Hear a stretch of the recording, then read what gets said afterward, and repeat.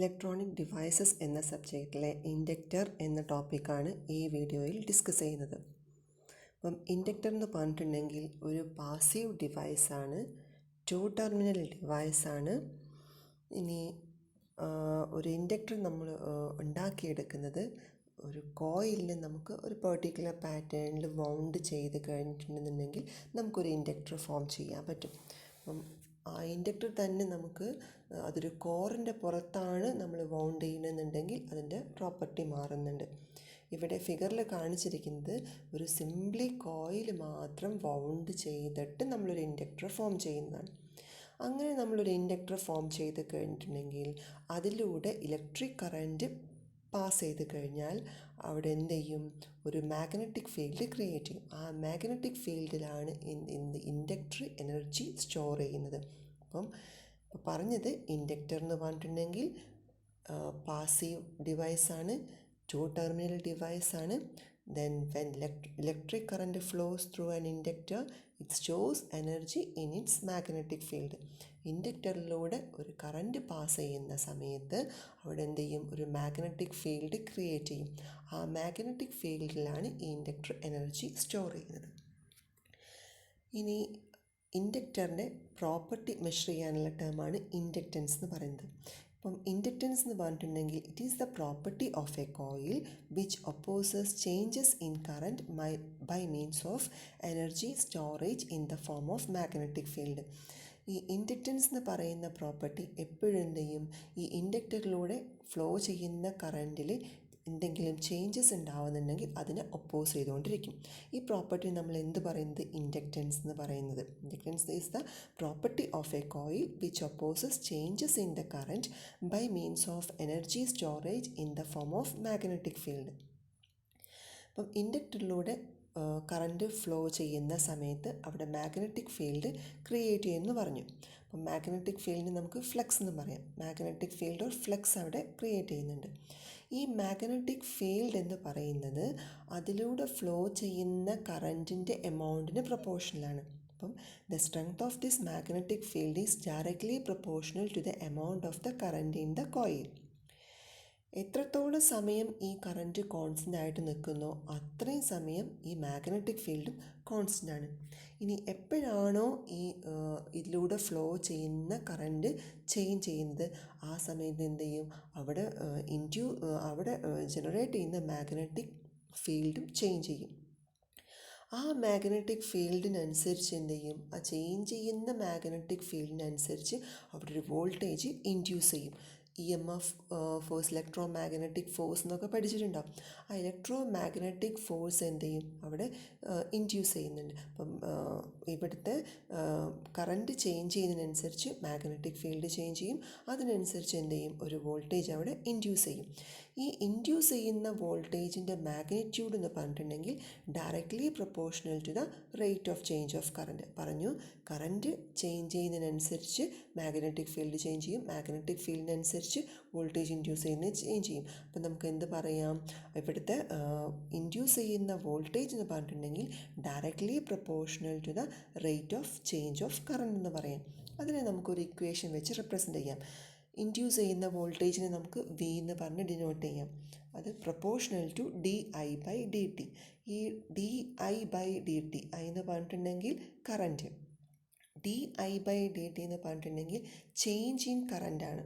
Change in current എന്ന് പറയുമ്പം current change ചെയ്യുക എന്ന് പറഞ്ഞിട്ടുണ്ടെങ്കിൽ അത് വിത്ത് റെസ്പെക്ട് ടു ടൈം അല്ലേ അതിന് ചേഞ്ച് ചെയ്തുകൊണ്ടിരിക്കുന്നത്. അതുകൊണ്ടാണ് di/dt, changes in current with respect to time. അതാണ് di/dt എന്തുകൊണ്ട് ഉദ്ദേശിക്കുന്നത്. അപ്പോൾ ഇൻഡ്യൂസ് ചെയ്യുന്ന വോൾട്ടേജ് എന്ന് പറഞ്ഞെങ്കിൽ proportional to the rate of change of current, di/dt എന്ന് പറഞ്ഞു. അപ്പം V പ്രൊപ്പോർഷണൽ ടു di/dt എന്നാണ് പറഞ്ഞത്. ഈ പ്രൊപ്പോർഷണാലിറ്റി കോൺസ്റ്റൻറ്റ് നമുക്കൊരു കോൺസ്റ്റൻറ്റ് വെച്ച് റീപ്ലേസ് ചെയ്യാം, പ്രൊപ്പോർഷണാലിറ്റി എന്ന് പറയുന്ന ടേമിന്. ആ കോൺസ്റ്റൻറ്റ് നമ്മൾ ഒരു വാല്യൂ കൊടുത്തു, ക്യാപിറ്റൽ L. ആ L എന്ന് പറയുന്നതാണ് ഇൻഡക്റ്റൻസ് ഓഫ് ദ കോയിൽ. അപ്പം V എന്ന് പറഞ്ഞിട്ടുണ്ടെങ്കിൽ magnitude of the induced voltage ആണ്, di/dt എന്ന് പറഞ്ഞിട്ടുണ്ടെങ്കിൽ rate of change of current ആണ്, L എന്ന് പറഞ്ഞിട്ടുണ്ടെങ്കിൽ constant of proportionality known as inductance of the coil. ഇതാണ് വോൾട്ടേജിൻ്റെ ഇക്വേഷൻ. ദെൻ നെക്സ്റ്റ് വൺ, ഈ ഇൻഡക്റ്റൻസിനെ നമുക്ക് വേറെ രീതിയിലും കൂടെ ഡിഫൈൻ ചെയ്യാം. ഇവിടെ നമ്മൾ ഈ ഇക്വേഷൻ്റെ അകത്ത് V = L/dI/dt എന്ന് പറഞ്ഞു. അതിൽ നിന്ന് നമുക്ക് എല്ലിൻ്റെ ഇക്വേഷൻ എഴുതി കൂടെ, L = V/dI/dt എന്ന് എഴുതി കൂടെ. അങ്ങനെയെങ്കിൽ നമുക്ക് ഇൻഡക്റ്റൻസിനെ എങ്ങനെയും കൂടെ ഡിഫൈൻ ചെയ്യാം. It can be defined as A ratio of the voltage the rate of change of current എന്നും കൂടെ പറയാം. ഇനി ഒരു ഇൻഡക്ടറിൻ്റെ ഇൻഡക്റ്റൻസ് നമുക്ക് കണ്ടുപിടിക്കണമെന്നുണ്ടെങ്കിൽ അതിൻ്റെ ഫിസിക്കൽ പാരാമീറ്റേഴ്സ് യൂസ് ചെയ്തിട്ട് നമുക്ക് കണ്ടുപിടിക്കാം. ഫിസിക്കൽ പാരാമീറ്റേഴ്സ് എന്ന് പറഞ്ഞിട്ടുണ്ടെങ്കിൽ ആ ഇൻഡക്ടറിൻ്റെ ലെങ്ത്ത്, ഏരിയ, നമ്പർ ഓഫ് ടേൺസിനൊക്കെ ഡിപ്പെൻഡ് ചെയ്യും. ഇപ്പം ലെങ്ത്ത് എന്ന് പറയുമ്പം അത്രയും ഇപ്പം നമ്മൾ കോറിൻ്റെ പുറത്താണ് ഈ വയേഴ്സ് ബോണ്ട് ചെയ്ത് വെക്കുന്നതെന്ന് പറഞ്ഞു. അപ്പം L എന്ന് പറഞ്ഞിട്ടുണ്ടെങ്കിൽ ആ കോറിൻ്റെ ലെങ്ത്ത് എടുക്കാം. Then area of cross section എന്ന് പറയുമ്പം കോറിൻ്റെ area. And number of turns എന്ന് പറയുമ്പം എത്ര ടേൺസ് ആയിട്ടാണ് നമ്മൾ ഈ കോയിലിനെ വൗണ്ട് ചെയ്ത് വെച്ചിട്ടുണ്ട് എന്നുള്ളതാണ് ഈ നമ്പർ ഓഫ് ടേൺസ് കൊണ്ട് ഉദ്ദേശിക്കുന്നത്. ദെൻ D എന്ന് പറഞ്ഞിട്ടുണ്ടെങ്കിൽ അതിൻ്റെ ഡയമീറ്റർ. നമുക്ക് നോക്കാം. ഈ ഇൻഡക്റ്റൻസ് നമുക്കൊരു ഇക്വേഷൻ വെച്ച് റെപ്രസെൻ്റ് ചെയ്യാം. Capital L = μ0 μr A n²/L. അതിൽ L എന്ന് പറഞ്ഞിട്ടുണ്ടെങ്കിൽ length of the core on which the coil is wound. നമ്മൾ കോറിൻ്റെ പുറത്ത് കോയിൽ വൗണ്ട് ചെയ്യുന്നു എന്ന് പറഞ്ഞു. അപ്പം ആ കോറിൻ്റെ ലെങ്ത്തിനെയാണ് L എന്ന് പറഞ്ഞ് ഡിനോട്ട് ചെയ്തിട്ടുള്ളത്. A എന്ന് പറഞ്ഞിട്ടുണ്ടെങ്കിൽ area of cross section of a core എന്ന് പറഞ്ഞാൽ number of turns of coil.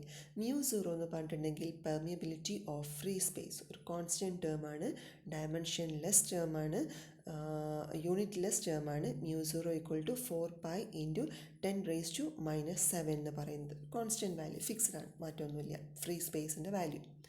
Then next one μr എന്ന് പറഞ്ഞിട്ടുണ്ടെങ്കിൽ relative permeability of the core material. അപ്പം അത് അയൺ ആണെങ്കിൽ മാറ്റം വരും, എയർ ആണെങ്കിൽ മാറ്റം വരും. അതിൻ്റെ റിലേറ്റീവ് പെർമിയബിലിറ്റി അതിന് ഏത് ടൈപ്പാണോ നമ്മൾ കോർ യൂസ് ചെയ്യുന്നത് അതിനനുസരിച്ച് എന്ത് ചെയ്യും, അതിൻ്റെ റിലേറ്റീവ് പെർമിയബിലിറ്റി ചേഞ്ച് ചെയ്തുകൊണ്ടിരിക്കും. കോറിനെ ഡിപ്പെൻഡ് ചെയ്തിട്ട് മാറുന്നൊരു ടേമാണ് റിലേറ്റീവ് പെർമിയബിലിറ്റി എന്ന് പറയുന്നത്. അപ്പം ഇൻഡക്റ്റൻസ് കണ്ടുപിടിക്കാനുള്ള ഇക്വേഷനാണ് μ0 μr an²/L എന്ന് പറയുന്നത്. ദെൻ മ്യൂച്വൽ ഇൻഡക്റ്റൻസ് എന്ന് പറയുന്നതാണ് നമുക്ക് അടുത്ത് നോക്കാനുള്ളത്. ഇപ്പം നമ്മൾ പറഞ്ഞു ഒരു ഇൻഡക്ടർ നമ്മൾ പ്ലേസ് ചെയ്ത് കഴിഞ്ഞിട്ടുണ്ടെന്നുണ്ടെങ്കിൽ അതിലൂടെ കറണ്ട് ഫ്ലോ ചെയ്യുന്ന സമയത്ത് അവിടെ ഒരു മാഗ്നറ്റിക് ഫീൽഡ് ക്രിയേറ്റ് ചെയ്യും, അതിന് പ്രൊപ്പോർഷനായിട്ട് ഒരു EMF ഇൻഡ്യൂസ് ചെയ്യും എന്നൊക്കെ പറഞ്ഞു. അപ്പം ഇവിടെ നമ്മൾ 2 കോയിൽ വെച്ചിട്ടുണ്ട്. കോയിൽ N1 അതേപോലെ തന്നെ coil 2 with number of turns N2. ഇനി ഈ 2 ഇൻഡക്റ്റേഴ്സും നമ്മൾ ഒരുമിച്ച് വയ്ക്കുക ചെയ്തിട്ടുള്ളത്, അടുത്ത് കൊണ്ടുവന്ന് വെച്ചു, place close to each other. അപ്പം കോയിൽ 1ഉം കോയിൽ 2ഉം കൂടെ അടുപ്പിച്ച് വെച്ചു. ആ സമയത്ത് കോയിൽ 1 കാരണം അവിടെ ഒരു EMF ഇൻഡ്യൂസ് ചെയ്യുമെന്ന് പറഞ്ഞു. ആ കോയിൽ 1 കാരണം കോയിൽ 2-ലൊരു EMF ഇൻഡ്യൂസ് ചെയ്യും. അതേപോലെ കോയിൽ 2 കാരണം ഒരു കോയിൽ 1-ലും ഒരു EMF ഇൻഡ്യൂസ് ചെയ്യും. അപ്പം ഈ 2 കോയിലും നമ്മൾ അടുപ്പിച്ച് വെച്ച് കഴിഞ്ഞിട്ടുണ്ടെങ്കിൽ ഇതിനെ നമുക്ക് mutually couple to each other എന്ന് പറയാം. അങ്ങനെ മ്യൂച്വലി കപ്ലിംഗ് നടത്തുന്ന സമയത്ത് ഉണ്ടാകുന്ന ഇൻഡക്റ്റൻസിനെ വിളിക്കുന്നതാണ് മ്യൂച്വൽ ഇൻഡക്റ്റൻസ് എന്ന് പറയുന്നത്. ഒന്നും കൂടെ പറയാം. 2 കോയിലിന് നമ്മൾ അടുത്ത് കൊണ്ടുവന്ന് വെച്ചു. അങ്ങനെ അടുത്ത് കൊണ്ടുവന്ന് വെച്ചിട്ടുണ്ടെങ്കിൽ കോയിൽ 1 കാരണം കോയിൽ 2-ലും ഒരു EMF ഇൻഡ്യൂസ് ചെയ്യും. കോയിൽ 2 കാരണം കോയിൽ 1-ലും ഒരു EMF ഇൻഡ്യൂസ് ചെയ്യും. ഇങ്ങനെ മ്യൂച്വലി കപ്ലിംഗ് നടക്കുകയാണെന്നുണ്ടെങ്കിൽ നമ്മൾ അവിടെ വിളിക്കുന്നതാണ് മ്യൂച്വൽ ഇൻഡക്റ്റൻസ് എന്ന് പറയുന്നത്. നമുക്ക് അതിനൊന്ന് ടേംസ് നോക്കാം. When 2 coils are placed so close to each other, the changing magnetic flux of one coil linking with the other produces some voltages in the other coil. 2 coils are said to be mutually coupled with each other. This is called mutual inductance. ഇങ്ങനെ നമുക്ക് mutual inductance കണ്ടുപിടിക്കാനുള്ള ഇക്വേഷനാണ് μ = K × √L1 L2. M എന്ന് പറഞ്ഞിട്ടുണ്ടെങ്കിൽ mutual inductance, K എന്ന് പറഞ്ഞിട്ടുണ്ടെങ്കിൽ coefficient of coupling, ഒരു ടേമാണ് coefficient of coupling. Then L1 എന്ന് പറഞ്ഞിട്ടുണ്ടെങ്കിൽ self inductance of coil L1, L2 എന്ന് പറഞ്ഞാൽ സെൽഫ് ഇൻഡക്റ്റൻസ് ഓഫ് കോയിൽ 2. അപ്പം L1 L2 coefficient of coupling നമുക്കറിയാം എന്നുണ്ടെങ്കിൽ നമുക്ക് കണ്ടുപിടിക്കാൻ പറ്റും, മ്യൂച്വൽ ഇൻഡക്റ്റൻസ് ബിറ്റ്വീൻ 2 കോയിൽസ് കണ്ടുപിടിക്കാം. Next one, inductors in series and parallel. ഇൻഡക്റ്റേഴ്സിനെ നമ്മൾ സീരീസ് ആയിട്ട് കണക്ട് ചെയ്ത് കഴിഞ്ഞാൽ അല്ലെങ്കിൽ പാരലായി കണക്ട് ചെയ്ത് കഴിഞ്ഞാൽ അവിടുത്തെ ഇക്വലൻറ്റ് ഇൻഡക്റ്റൻസ് എന്താണെന്നുള്ളതാണ് കാണിച്ചത്. ഇതിൽ ഫസ്റ്റ് ഫിഗറിൻ്റെ അകത്ത് സീരീസ് കണക്ഷൻ ഓഫ് ഇൻഡക്റ്റേഴ്സ് ആണ് കാണിച്ചത്. സെക്കൻഡ് വണ്ണിനകത്ത് പാരലൽ കണക്ഷൻ ഓഫ് ഇൻഡക്റ്റേഴ്സ്. അപ്പം ഫസ്റ്റിൻ്റെ അകത്ത് സീരീസിനെ ഇൻഡക്റ്റേഴ്സ് ആയിട്ട് കണക്ട് ചെയ്തു. അവിടെ 2 ഇൻഡക്റ്റേഴ്സ് മാത്രമാണ് കണക്ട് ചെയ്തിട്ടുള്ളത്. അപ്പം സീരീസ് കണക്ഷൻ്റെ അകത്ത് ടോട്ടൽ ഇൻഡക്റ്റൻസ് എന്ന് പറഞ്ഞിട്ടുണ്ടെങ്കിൽ ടോട്ടൽ എന്ന് പറയുന്നത് L1 + L2. സപ്പോസ് അവിടെ ഒരു 3 ഇൻഡക്റ്റൻസ് ഉണ്ടായിരുന്നുണ്ടെങ്കിൽ നമുക്ക് അവിടുത്തെ ടോട്ടൽ ഇൻഡക്റ്റൻസ് എന്ന് പറയുന്നത് എന്താണ്? L1 + L2 + L3. n number of inductors series ആയിട്ട് കണക്ട് ചെയ്യുകയാണെന്നുണ്ടെങ്കിൽ നമുക്കതിനെ എങ്ങനെ ഇക്വേഷൻ എഴുതാം? L1 + L2 + L3 + etcetera up to Ln വരെ നമ്മൾ എടുക്കും. L1 L2 L3 L4 L5 അങ്ങനെ എടുത്തു. അവിടുത്തെ ടോട്ടൽ ഇൻഡക്റ്റൻസ് എന്ന് പറഞ്ഞാൽ L1 + L2 + L3 + L4 അങ്ങനെ plus etcetera up to n വരെ. ഇനി സെക്കൻഡ് ഫിഗറാണ് പാരലൽ കണക്ഷൻ ഓഫ് ഇൻഡക്റ്റേഴ്സ്. ഇൻഡക്റ്റേഴ്സിന് പാരലലി കണക്ട് ചെയ്ത് കഴിഞ്ഞിട്ടുണ്ടെന്നുണ്ടെങ്കിൽ അവിടുത്തെ ഇക്വലൻറ്റ് ഇൻഡക്റ്റൻസ് അല്ലെങ്കിൽ ടോട്ടൽ ഇൻഡക്റ്റൻസ് എന്ന് പറയുന്നത് LT എന്ന് പറഞ്ഞ് ഡിനോട്ട് ചെയ്യാം. അത് കണ്ടുപിടിക്കുന്നത് 1/LT എന്ന് പറഞ്ഞിട്ടുണ്ടെങ്കിൽ 1/L1 + 1/L2.